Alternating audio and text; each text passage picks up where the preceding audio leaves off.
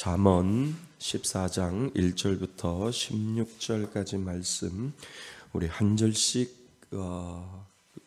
교독하시고요. 마지막 절 16절은 다 같이 한 목소리로 합독합니다.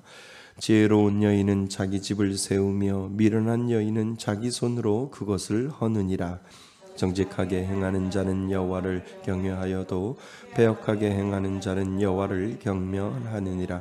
미련한 자는 교만하여 입으로 매를 자청하고 지혜로운 자의 입술은 자기를 보전하느니라. 소가 없으면 구이는 깨끗하려니와 소의 힘으로 얻는 것이 맞느니라. 신실한 증인은 거짓말을 아니하여도 거짓 증인은 거짓말을 맺느니라.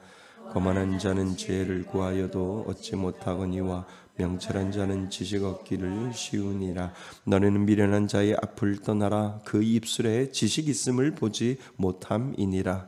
슬기로운 자의 지혜는 자기의 길을 아는 것이라도 미련한 자의 어리석음은 속이는 것이니라. 미련한 자는 죄를 심상히 여겨도 정직한 자 중에는 은혜가 있느니라.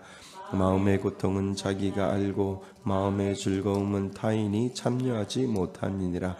악한 자의 집은 망하겠고 정직한 자의 장막은 흥하니라. 어떤 길은 사람이 보기에 바르나 필경은 사망의 길이니라. 웃을 때에도 마음의 슬픔이 있고 즐거움의 끝에도 근심이 있느니라.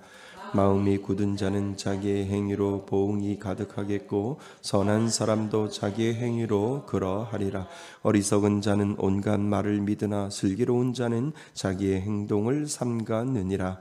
지혜로운 자는 두려워하여 악을 떠나나 어리석은 자는 방자하여 스스로 믿느니라. 아멘. 할렐루야. 예, 우리는 잠언 23번째 시간을 갖습니다. 잠언 14장 1절부터 오늘 16절까지 말씀을 우리는 살펴볼 텐데요. 잠언은 아주 간단하게 지혜로운 자와 미련한 자, 그 다음에 정직한 자와 패역한 자, 그리고 하나님 앞에 바로 서 있는 자와 바로 서지 못한 자, 이렇게 해서 지혜와 지혜롭지 못하고 정직하고 정직하지 못하고 이렇게 흑백 논리로서 계속 우리들에게 설명을 하는데요.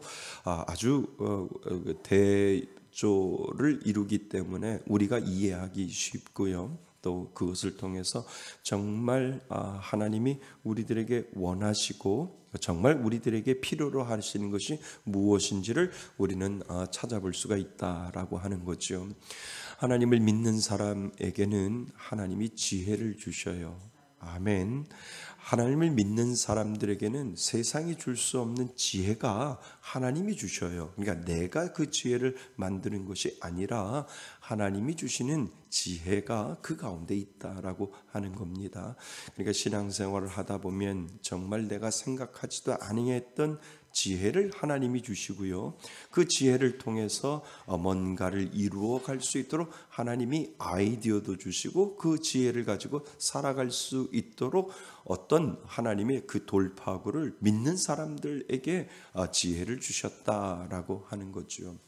그러면 지혜와 명철이 다를까요?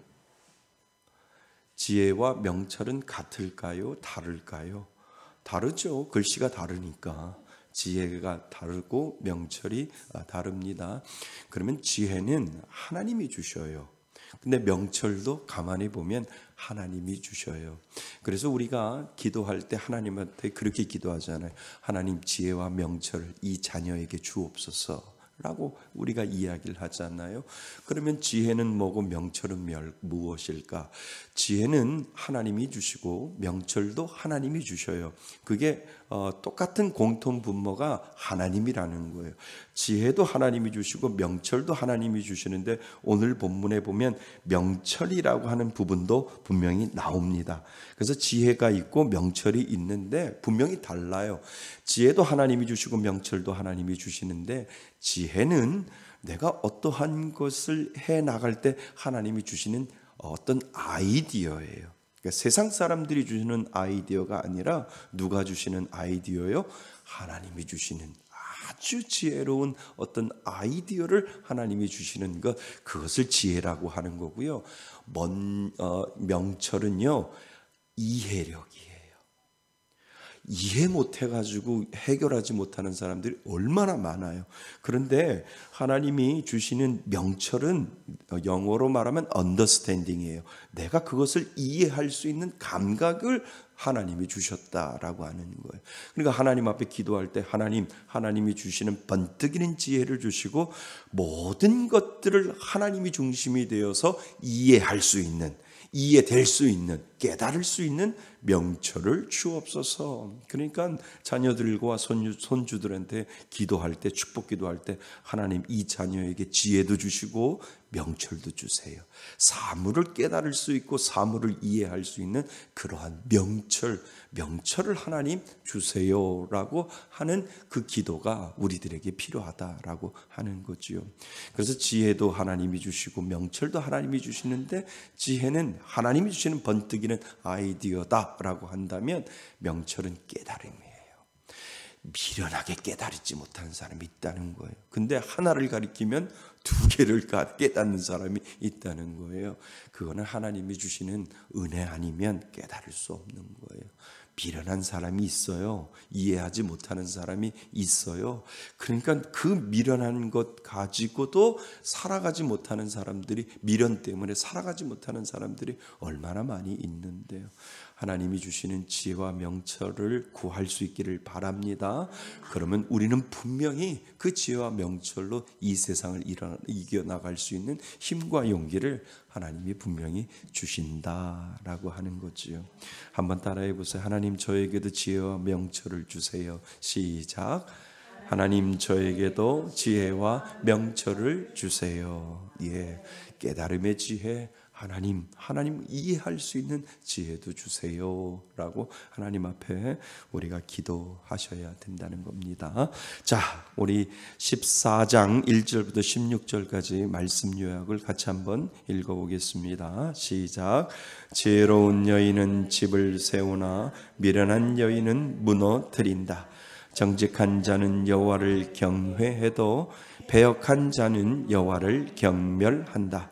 마음의 고통과 즐거움을 타인은 모른다. 어떤 길은 바르게 보이나 필경 사망의 길이다. 지혜로운 자는 악을 떠나고 자기 행동을 조심한다. 아멘. 지혜의 근원은 누구로부터 오는 거예요? 하나님으로부터 오는 거예요. 그러니까 믿는 자에게는 그 피할 길을 주시고요. 믿는 자에게는 그 지혜를 통해서 하나님 앞에 나아갈 수 있는 그 마음까지도 하나님이, 지혜의 근원은 하나님이라고 하는 거죠. 계속 오늘 잠언은 그 지혜를 여인으로 이야기를 하고 그 여인을 통해서 우리들에게 지혜를 어떻게 우리가 사모하고 살아야 하는지를 가르쳐 주죠. 오늘 제목이 영적인 근육을 단련해야 한다라고 하는 제목을 정했습니다. 자, 우리는 운동을 하면 뭐가 단단해져요? 근육이 단단해지는 것을 알게 됩니다. 열심히 운동하면 할수록 뭐가 단단해져요? 근육이 단단해집니다. 그러다가 운동을 쉬거나 장기간 운동을 하지 않으면 우리 근육도 단단하면서 뭐 해져요? 흐물거리는 것을 알게 됩니다. 영적인 근육도 있을까요? 있습니다. 예, 영적인 근육도 있다라고 하는 거지요. 그러니까 우리가 풀어서 생각을 하는 거예요. 육신에도 근육이 있듯이 영적인 것에도 하나님이 당금질을 시켜서 그 당금질을 통해서 계속해서 내가 그것을 이겨내면 영적인 근육도 분명히 있겠다라고 하는 어떤 은유적인 표현을 제가 말씀을 드리는 겁니다. 그러니까 훈련을 통해서 영적인 근육도 분명히 생기겠지요. 영적인 근육이 생기면 어떠한 일이 생겼을 때 이것을 풀어나갈 수 있는 그 근육의 힘으로 살아갈 수 있다라고 하는 거죠. 그러니까 우리가 허리가 아프면 허리 힘으로 살아가는 게 아니라 근육 힘으로 살아가듯이, 그러니까 계속해서 영적인 근육을 우리가 훈련하면 그 근육의 단단함으로 우리가 시험도 이겨낼 수 있고요. 죄도 이겨낼 수 있고요. 어떠한 사단 유혹에도 물리칠 수 있는 영적인 근육이 우리들에게 있으면 우리가 흐물거리지 아니하고 이겨나갈 수 있는 힘이 은유적으로 우리가 표현할 수 있다라고 하는 겁니다. 그래서 하나님을 내가 얼마나 의식하고 의지하느냐에 따라 우리의 영적 근육은 뭐예요? 달라질 수 있습니다. 예. 그래서 하나님은 그분을 경외하며 신실하게 살아가는 자에게 지혜를 주십니다. 믿지요? 예. 그 지혜를 통해 그분의 백성이 사리를 바르게 분별해 의와 생명의 길로 나아가도록 인도하시지요. 맞습니까? 예. 그래서 믿는 자에게 주는 복은 세상이 줄 수 없는 지혜입니다. 맞지요? 그래서 우리가 하나님을 믿는 사람들에게는 우리 안에 성령님이 그것을 깨닫게 하시고 성령님이 그 지혜를 주셔서 내가 말씀을 읽고 말씀을 듣고 말씀을 공부하고 그리고 하나님 앞에 기도하는 그 순간순간마다 하나님은 떠오르는 지혜도 주시고 그것을 이해하고 풀어제키는 명철함도 하나님께서 분명히 주신다라고 하는 것이지요. 그래서 그 지혜는 하나님을 알고 그분을 경외하는 자에게 주시는 지혜입니다. 하나님을 알지 못할 때는 자신을 믿었지만, 그지요? 하나님을 알고 난 후 하나님이 공급해 주시는 지혜를 믿고 하나님을 의지하며 그 지혜를 구합니다. 그지요? 우리가 그게 기도할 때 하나님 앞에 그렇게 기도하잖아요. 하나님 지혜 주세요. 우리 가정에 저에게 이 어려운 과정이 있는데 이걸 어떻게 풀어나가야 될지 모르는데 하나님 지혜 주실 줄 믿습니다. 그때마다 하나님이 지혜를 주셔요. 지혜에 답은 답을 주셔요. 그리고 그것에 순종하면서 나아갈 때 하나님 그 문제를 해결할 수 있는 은혜까지도 분명히 주신다라고 하는 것을 우리는 믿고 나가는 거잖아요. 그것이 바로 믿는 자의 역할이다라고 하는 거죠. 자, 첫째, 하나님을 경외하는 자가 누리는 지혜로운 삶의 모습은 우리에게 어떤 도전을 줄까? 우리가 1절부터 7절까지 읽어보면 하나님을 경외하는 자, 이 경외가 뭐예요? 하나님을 두려워하면서 하나님을 존경하면서 하나님을 믿고 따라가는 사람, 그 사람이 바로 경외인데 그 안에 더 중요한 건 뭐냐면 내 삶의 중심이 누구라고요? 하나님이라는 거예요. 이것이 경외라고 하는 그 삶 속에 분명히 들어있다라고 하는 거죠. 여러분들의 삶 속에 내가 주인일 수 있고요. 하나님이 주인일 수 있다니까요. 그것도 예수를 믿어도 그 안에 계속해서 우리들은 바뀔 수 있어요. 왜요? 우리는 육의 사람이니까 영의 사람이 될 수도 있고 육의 사람이 계속 우리가 번뇌하고 우리가 고민하고 할 때 내 마음속에 자꾸 육을 쫓아내고 내 안에 영의 사람의 모습으로 살아가야만 우리는 하나님을 경외할 수 있거든요. 그러니까 나는 하나님을 믿으니까 나는 하나님을 경외하는 사람 아니에요.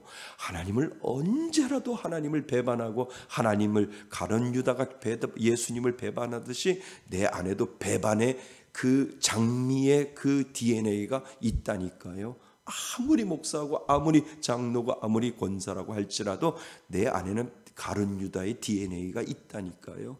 그러니까 하나님 앞에 속상하고 하나님 앞에 서운하면 여지없이 하나님을 내 안에서 자꾸 가룟 유다가 되어서 자꾸 버리고 내가 주인이 되려고 한다라고 하는 그 인간의 본성이 우리들 가운데 있다라고 하는 거지. 그러니까 의식하고 그러니까 의지하고 그러니까 주장해야 나는 오늘도 살아갈 수밖에 없는 그러한 존재가 된다라고 하는 거예요. 그러지 아니하면 여전히 내 안에도 가룟 유다가 있어요. 그러니까 얼마나 우리는 연약한 존재이지요. 그래서 하나님을 믿고 따라가는 것이 날마다 우리 안에서 고백되어야지고 날마다 내 안에서 하나님을 의식하지 아니하면 조금만 지나면 입으로 범죄하고 행동으로 범죄하고 내 생각으로 범죄할 때가 얼마나 많이 있는데요. 그러니까 하나님을 의식하지 아니하면 여전히 우리는 죄 가운데 살아갈 수밖에 없는 그러한 연약한 존재다라고 하는 것입니다. 자, 하나님을 경외한다는 것은 신실하게 살아가는 것을 말합니다. 인정하시지요? 예. 그리고 하나님이 주시는 지혜로 악을 떠나 생명의 길을 선택하며 사는 사람을 말합니다. 그러니까 우리가 열심히 하나님을 의지하고 의식하고 의지하지 아니하면 우리는 생명의 길로 안 가고요, 죄의 길로 가는 그러한 연약한 존재라는 겁니다. 하나님을 경외하는 지혜로운 자는 결국 뭐 한다는 거예요? 형통하게 될 것이다 라고 성경은 우리들에게 설명을 하잖아요. 반면 하나님을 경멸하는 어리석은 자가 하는 모든 일은 뭐 한다고요? 무너져 버린다라고 성경은 말합니다. 그래서 14장 1절 말씀에 지혜로운 여인은 자기 집을 세우되 미련한 여인은 자기 손으로 그것을 어떻게 한다고요? 허느니라 라고 되어 있습니다. 그러니까 하나님을 경멸하는 자는 그 집을 허무는 그 일을 하고 있다라고 하는 겁니다. 지혜로운 자는 하나님 앞에서 항상 신중하게 행동하고 생명의 길을 선택합니다. 그죠? 뭐가 생명의 길인지 알잖아요.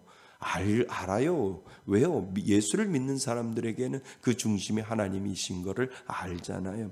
이런 점에서 지혜란 하나님을 경외하고 언행이 신실한 자에게 하나님이 주시는 아주 중요한 말입니다. 선물입니다. 선물 받으셨어요?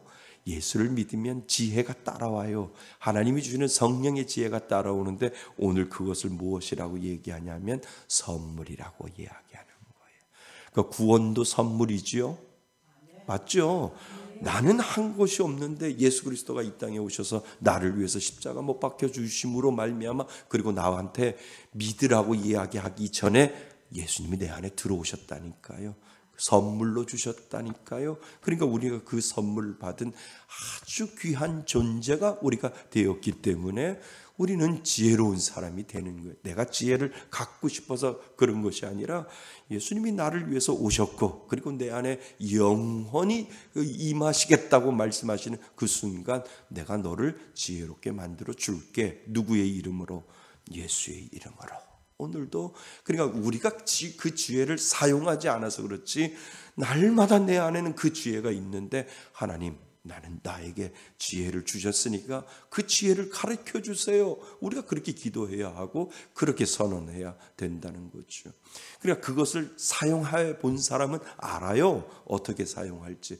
그러니까 한 번도 그걸 사용하지 못하고 못하고 있으니까 그걸 주장하지 못하는데 하나님의 지혜를 번뜩이는 지혜를 하나님이 주실 때마다 하나님 앞에 구하면 하나님이 이 지혜를 주시는구나 라고 하는 것을 아는 사람, 그러니까 그 지혜를 통해서 은혜를 아는 사람만이 계속해서 그 지혜를 구하는 거예요. 아멘. 맞습니다. 제가 어렸을 때 그 산에 올라가서 그 하나님 앞에 그 기도하는 그분들 이렇게 보면 처음엔 그게 이해가 안 됐어요. 어떻게 저렇게 밤에 혼자 올라가가지고 저렇게 하나님 앞에 기도하고 하나님 앞에 구할까? 그분은 그 지혜에 대한 은혜를 알기 때문에 내가 세상에 어떠한 것보다도 하나님을 만나고 하나님 앞에 그 지혜를 구하고 하나님 앞에 간구할 때 하나님은 나에게 살아갈 수 있는 힘을 하나님이 주시지라고 그 맛을 알았기 때문에 그냥 힘들고 어려우면 산에 올라가서 하나님 앞에 기도하는 어렸을 때 지금이야 그거가 이해가 되지만 어렸을 때는 크게 이해가 안 되는 거죠. 그러니까 지금도 하나님을 만나서 그냥 주구장창 그냥 교회 와서 기도하고 새벽에도 기도하고 금요일 날도 기도하고 그냥 교회만 와서 기도하는 분들 있거든요. 왜냐하면 그 맛을 알기 때문에 누구한테? 하나님 앞에 간구하고 하나님 앞에 기도하면 하나님이 은혜를 주시고 담대함을 주시고 또 깨닫는 지혜도 주시고 그 맛을 알기 때문에 하나님 앞에 나와서 기도하게 되는 거죠. 그러니까 나는 10분 기도했는데 1시간이 훌떡 지나가는 거고 내가 1시간 기도하는데 2-3시간이 훌떡 지나가는데도 기도하고 딱 하려면 2시간이 지났네 라고 이야기하는 이유는 그 하나님의 맛을 알기 때문에 그렇다라고 하는. 억지로 하긴 힘들잖아요. 30분 기도하라 그러면 막 온몸을 비틀면서 30분이 언제 지나가나 시계 또 보고 근데 어떤 분은 그것이 너무 즐거워서 나는 10분 기도했던 것 같은데 30분이 지나고 1시간이 지나가자 그 맛을 알기 때문에 하나님이 주시는 그 지혜, 하나님과 만나는 영적인 교감을 통해서 주시는 그 지혜를 알기 때문에 하나님 앞에 나가는 그 은혜가 분명히 있다라고 하는 거죠. 그 은혜가 분명히 있었으면 좋겠습니다. 우리는 그 선물 받은 사람입니다. 그래서 하나님을 경외하지 않는 자는 이런 지혜를 가지려고 아무리 노력할지라도 결코 뭐 할 수 없어요. 얻을 수 없습니다. 그래서 하나님이 주시는 지혜를 아는 자는 생명의 길을 선택하며 살아갑니다. 아멘. 예. 자, 그래서 우리 각자가 하나님의 지혜로 가정과 공동체를 세우고 있는지, 혹시 이러한 마음으로 허물고 있지는 않는지 정직하게 자신의 삶을 돌아볼 필요가 있습니다. 그래서 저기 경기도의 천마산 기도원을 가면 그 입구에 이렇게 써 있어요. 기도보다 앞서지 말자. 이렇게 해서 천마산 기도원에 가보면 그렇게 써져 있어요. 기도보다 앞서지 말자. 왜요? 기도는 하나님이 주시는 지혜잖아요. 그러니까 하나님, 내 생각과 내 계획보다 하나님이 주시는 그 지혜보다 저 앞서지 않을게요 라고 하는 그 표 문구가 기도보다 앞서지 말자. 하나님 기도하면 지혜를 주시고 하나님 기도하면 은혜를 주시기 때문에 먼저 하나님 앞에 구하고 하나님 앞에 기도할 때 하나님의 그 지혜를 주심으로 나는 순종하며 살겠습니다 라고 하는 그 믿음의 고백이 가장 우선순위 되어야 된다라고 하는 거죠. 한번 따라해 보세요. 기도보다 앞서지 말자. 동의하세요? 동의하셔야 돼요. 믿는 사람은. 왜요? 기도가 하나님 만나는 거잖아요. 그래서 하나님 앞에 구하고 하나님 기도보다 뭐 앞서지 않고 먼저 하나님 만나서 하나님 앞에 지혜를 구하고 하나님 앞에 명철을 구하겠습니다. 하나님 그때 하나님이 주시는 지혜와 명철에 오늘도 순종하겠습니다. 이것이 믿는 자의 기본이다라고 하는 거죠. 그 안에 하나님을 경외하는 마음이 그 안에 들어있다라고 하는 거예요. 경외가 다른 경외가 아니잖아요. 하나님을 우선순위 하는 것, 그것이 경외이다라고 하는 거죠. 자, 혹시 미련한 마음으로 허물고 있지는 않은지 정직하게 자신의 삶을 돌아볼 필요가 있습니다. 악한 일과 유혹이 넘치는 세상에서 우리가 거룩한 그리스도인으로 살아가기 위해서는 하나님의 뭐가? 지혜가 절실히 필요하기 때문입니다. 그래서 기도보다 앞서지 않는 거예요. 하지만 이 지혜는 형식적인 종교 생활로 얻을 수 있는 것이 아님을 우리는 기억해야 하지요. 그지요? 종교 생활 한다고 해서 하나님이 주시는 지혜가 아닙니다. 내 안에 매사에 하나님을 경외하는 신실하고 지혜로운 자로 살아가고 있는지 자신을 살펴볼 필요가 있다라고 하는 거죠. 그래서 늘 하나님을 먼저 나의 중심에 놓고 하나님을 만나는 일, 하나님께 먼저 묻고 하나님 앞에 그 질문에 답을 얻고 시작하는 것, 그것이 얼마나 중요한지를 우리들에게 가르쳐주고 있다라고 하는 겁니다. 자, 둘째, 그렇다면 지혜로운 자가 분별력 있게 행하는 모습을 보며 우리는 어떤 교훈을 깨달을 수 있을까요? 이것이 이제 8절부터 11절까지 우리가 질문을 던져보는 겁니다. 자, 11절에 보면 뭐라고 되어 있어요? 악한 자의 집은 망하겠고 정직한 자의 장막은 흥하리라. 악한 자의 집은 망하겠고 정직한 자의 장막은 흥하리라. 악한 자의 집은 결국은 뭐예요? 망해요. 그리고 정직한 자의 장막은 어떻게 해요? 하나님이 흥한다라고 이야기를 했어요. 그러니까 고통 가운데 있을 때 힘들고 나를 속상하게 하고 있을 때 하나님 이 말씀이 저에게 은혜가 되게 해 주옵소서. 정말 하나님 앞에 악한 자의 집은 망하게 하시고 정직한 자의 장막은 흥하게 하여 주옵소서. 이것이 우리들의 기도 제목이 되어야 된다는 거죠. 자, 그래서 지혜로운 자는 자기가 해야 할 일을 바르게 분별하고 행동합니다. 왜요? 하나님이 있으니까요. 그지요? 성령의 은혜가 있으니까요. 하지만 어리석은 자는 뭐가 없어?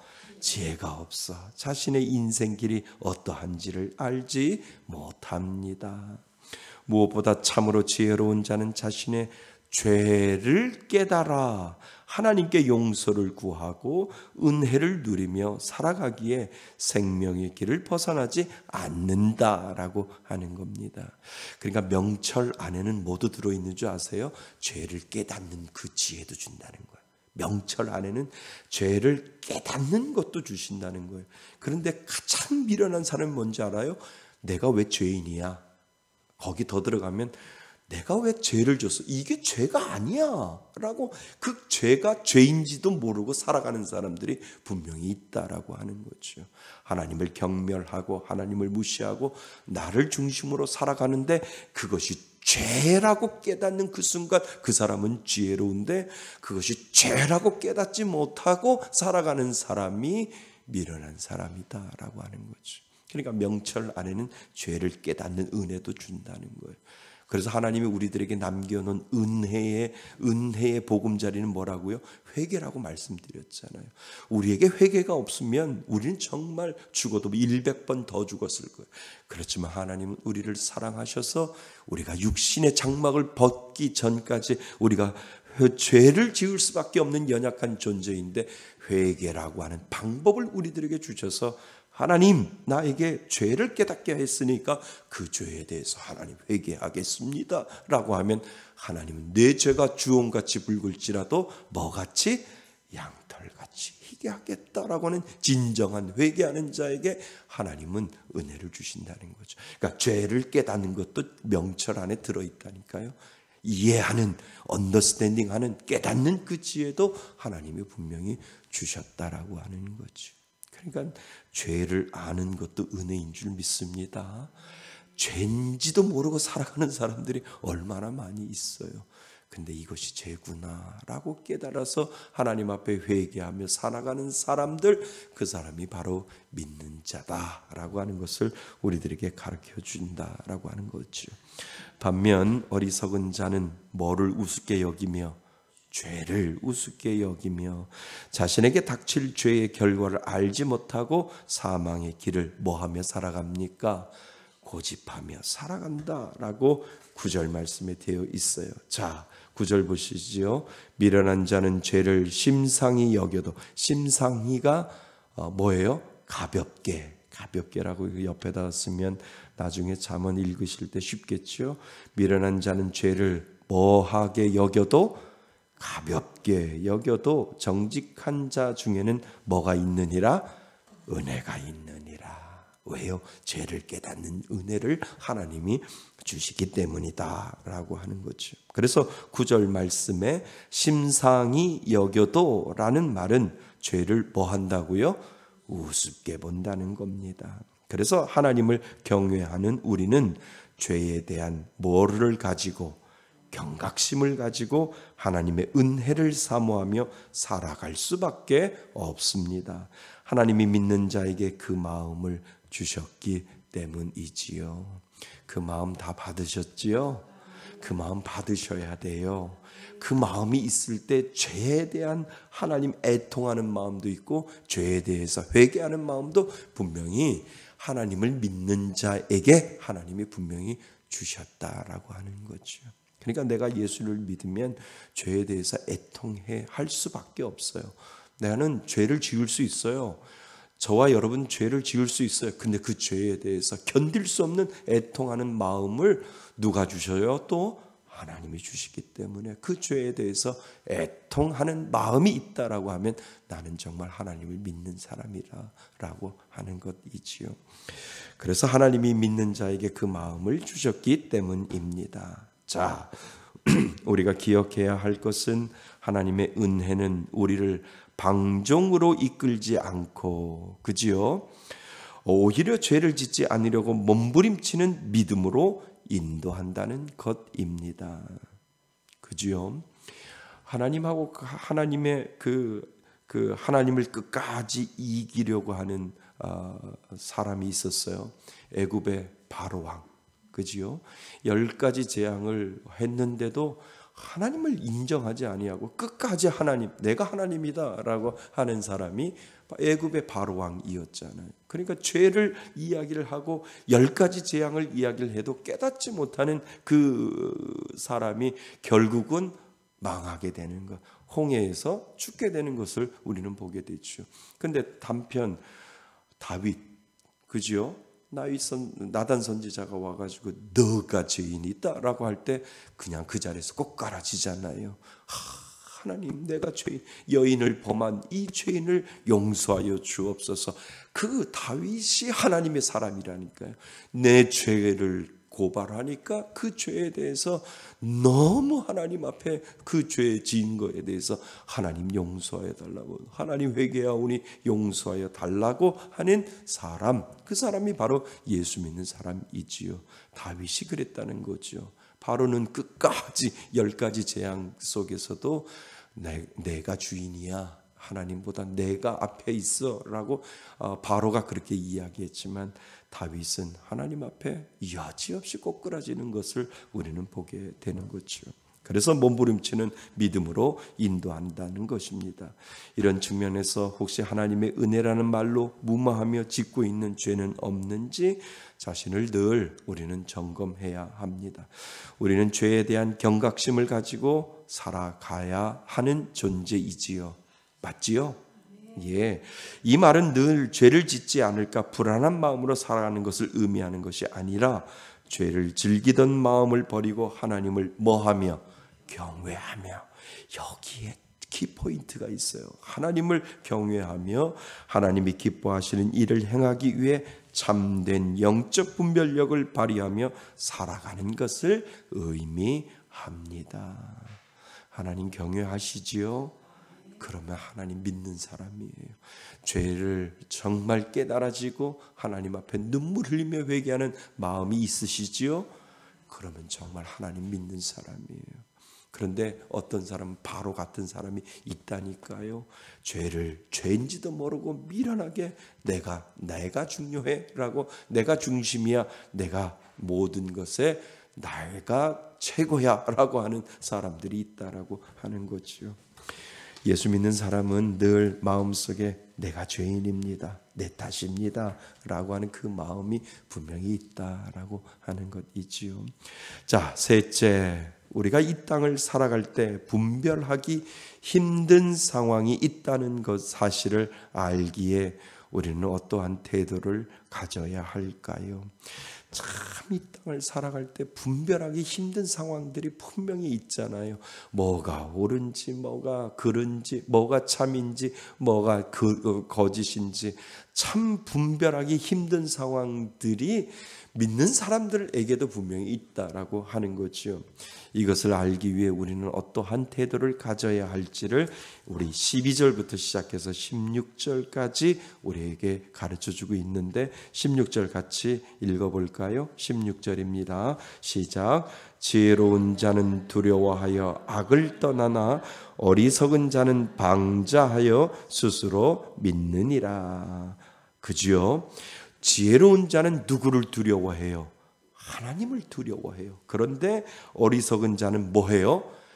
경도망도 방자하다라고 되어 있잖아요. 그러니까 그 안에 누가 없어요? 하나님이 없기 때문에 하나님 알기를 우습게 알고 방자히 행동하는 것을 우리들에게 보여주고 있다라고 하는 거죠. 사람의 눈에는 바른 길 같지만 사망에 이르게 하는 길이 분명히 있다라고 12절부터 우리들에게 이야기를 해주고 있습니다. 또한 인생에는 기쁜 일과 슬픈 일이 같이 있잖아요. 혼재하여 예상하지 못한 역설적인 환경이 주어질 때도 분명히 있다라고 하는 거죠. 이처럼 우리들의 판단은 늘 정확하지 않습니다. 그러므로 지혜로운 자는 보이고 들리는 대로 판단하지 않고 분별력 있게 행동을 삼가지만 어리석은 자는 자신이 보고 들은 대로 생각해 함부로 행동한다라고 이야기를 해주요. 왜요? 스스로 판단하고 스스로 결정하기 때문에. 우리는 스스로 판단하고 스스로 결정하지 않아요.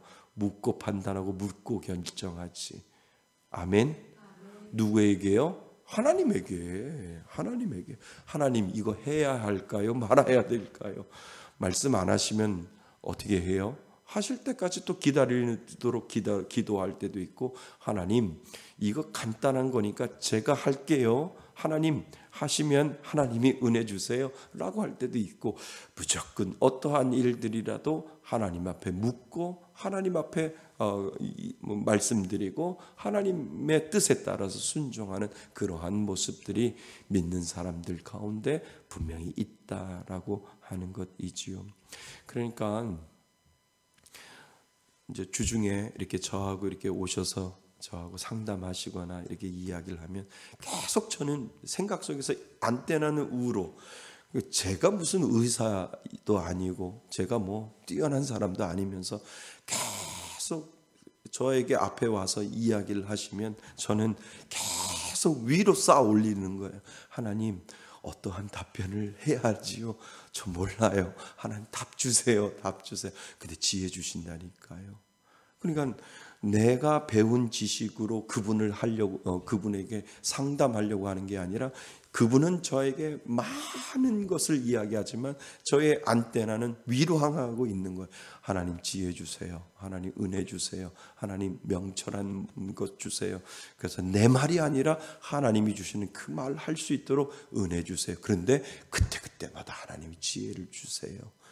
그때마다 하나님이 은혜를 주셔서 그 마음을 감동하게 하고 그 마음 가운데 하나님을 깨닫게 하는 그 지혜를 하나님 앞에 주세요. 그러니까 그분은 저한테 이야기하지만 저의 안테나는 하나님 앞에 계속 질문하고, 하나님 어떻게 답변해야 할까요? 하나님 어떻게 대답해야 할까요?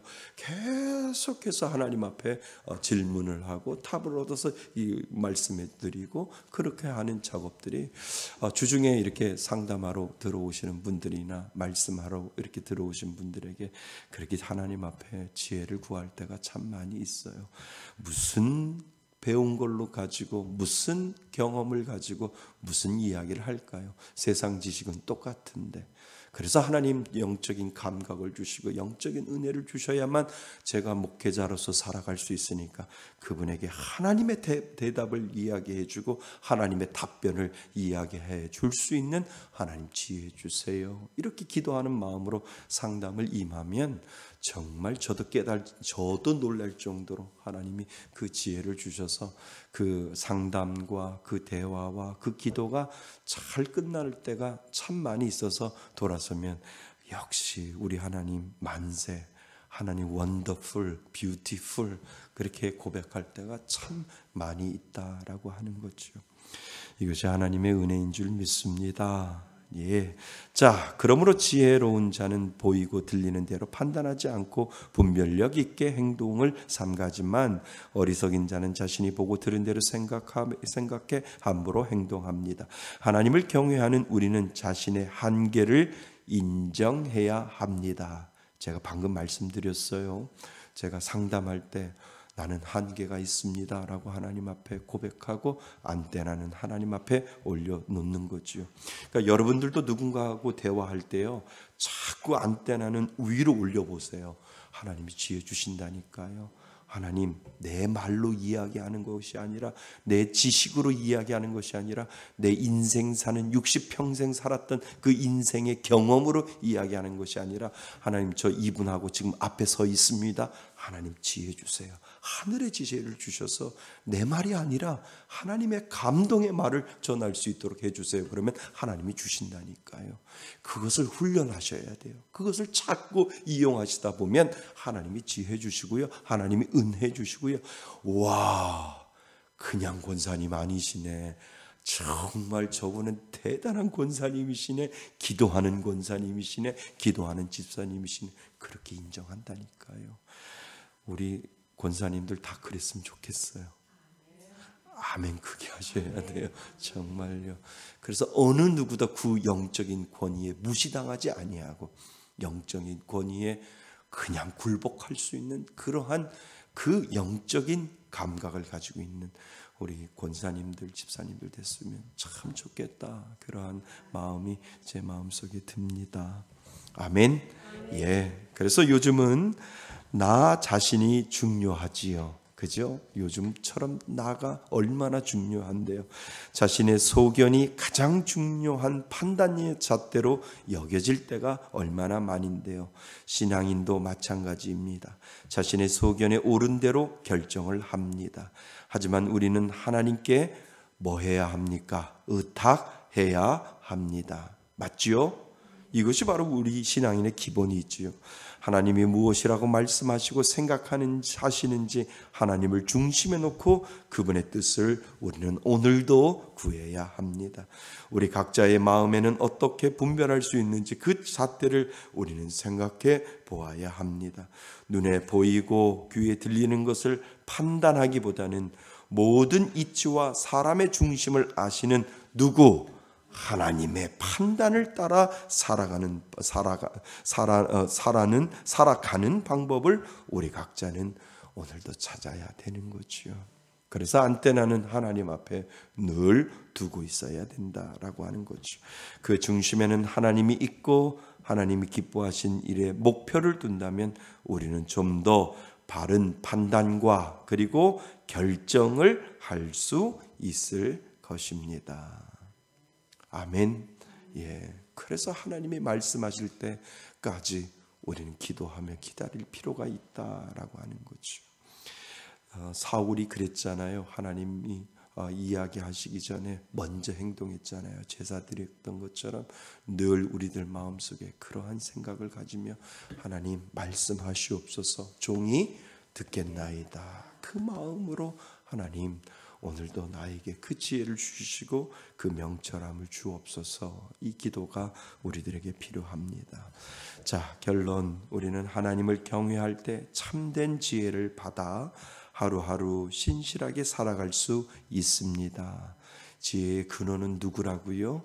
하나님이십니다. 하나님의 지혜가 있어야 인생을 든든히 세우고 바르게 분별하며 생명의 길을 걸어갈 수 있습니다.